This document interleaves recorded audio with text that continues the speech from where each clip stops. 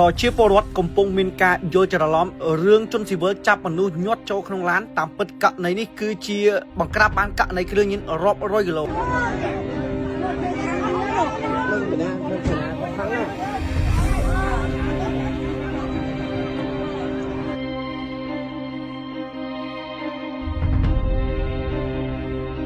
ថ្មីនេះប្រជាពលរដ្ឋមានការយល់ច្រឡំរឿងជនស៊ីវិលចាប់មនុស្សចូលនៅក្នុងឡានមិនដឹងពាក់ព័ន្ធនឹងបទល្មើសអីនៅពេលនេះមន្ទីរប្រឆាំងបទល្មើសគ្រឿងញៀនបានចេញសេចក្តីបំភ្លឺក៏ដូចជាបកស្រាយជូនដល់បងប្អូនថាពាក់ព័ន្ធនឹងករណីជនស៊ីវិលចាប់មនុស្សចូលក្នុងរថយន្តនេះគឺជាការបង្ក្រាបនៅបទល្មើសគ្រឿងញៀនដ៏ធំដែលក្នុងនោះរហូតមានដល់ការឃាត់ខ្លួនជនសង្ស័យចំនួន3នាក់ប្រុស2ស្រី1និងសារធាតុញៀនធាតុផ្សំនោះគឺរហូតដល់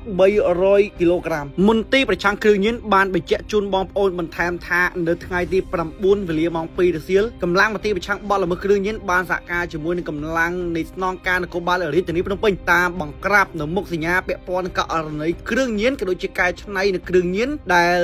ជនសង្ស័យបានគេចខ្លួនទៅមូលដ្ឋានខណ្ឌដង្កោពេលនោះនៅវេលាម៉ោង2រសៀលកាលពីម្សិលមិញថ្ងៃទី9គឺកម្លាំងមន្ទីរប្រឆាំងបទល្មើសគ្រឿងញៀនបានឃើញនៅមុខសញ្ញា2នាក់រួចហើយក៏បានឃាត់ខ្លួននៅមុខសញ្ញា2នាក់នោះហើយក៏ប្រជាពលរដ្ឋគាត់បានថតនៅរាល់សកម្មភាពដែលសមត្ថកិច្ចបានឃាត់ខ្លួននៅជនសង្ស័យទាំង2នាក់នោះបន្ទាប់ពីឃាត់បាន2នាក់ដាក់ចូលក្នុងរថយន្តហើយនាំខ្លួនមកកាន់មន្ទីរប្រឆាំងបទល្មើសគ្រឿងញៀនធ្វើការសាកសួរចម្លើយជនសង្ស័យទាំង2នាក់នោះដែលជាមុខសញ្ញាដែលមន្ទីរប្រឆាំងបទល្មើសគ្រឿងញៀនបាន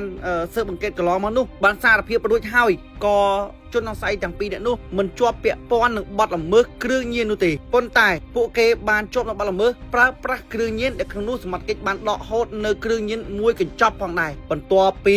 បញ្ហានេះបានកើតឡើងក៏ដូចជាឃាត់ខ្លួននៅមុខសញ្ញាជនសង្ស័យពាក់ព័ន្ធនឹងការប្រើប្រាស់គ្រឿងញៀននេះសមត្ថកិច្ចក៏បានព្យាយាមបន្តរហូតមានការឃាត់ខ្លួននៅជនសង្ស័យចំនួន3នាក់ដែលក្នុងនោះគឺប្រុស2នាក់និងស្រី1នាក់និងរឹបអូសកន្លែងកែច្នៃគ្រឿងញៀនក៏ដូចជាគ្រឿងញៀនក៏ដូចជាសារធាតុផ្សំនោះគឺចំនួន300គីឡូក្រាមជ្រុះហើយជ្រុះញាក់ទៅណាក៏ឃើញតែសក់និយាយទៅក៏លោកកលៀបណាក៏ឃើញតែសក់ដែរហើយបើនិយាយពីរឿងទឹកវិញស្ទះទឹកអស់ហើយដោយសារតែរឿងសក់ហ្នឹងប្រើអីក៏មិនដែរត្រូវដែរតែឥឡូវប្រើជាមួយនឹងឈុតសាប៊ូយូវែលតែមកអាទិត្យឲ្យឃើញប្លែកហ្មងសក់ក៏អន់ជ្រុះហើយសំខាន់ណាកូនសក់ដល់មកឡើងជ្រងច្រាំងហ្មងឃើញសក់ខ្លួនឯងឡើងភ្លឺលោឡើងតុនហ្មងភេសជ្ជៈបើកម្លាំង Power Rem អានុភាពឆ្ពោះទៅភាពជោគជ័យ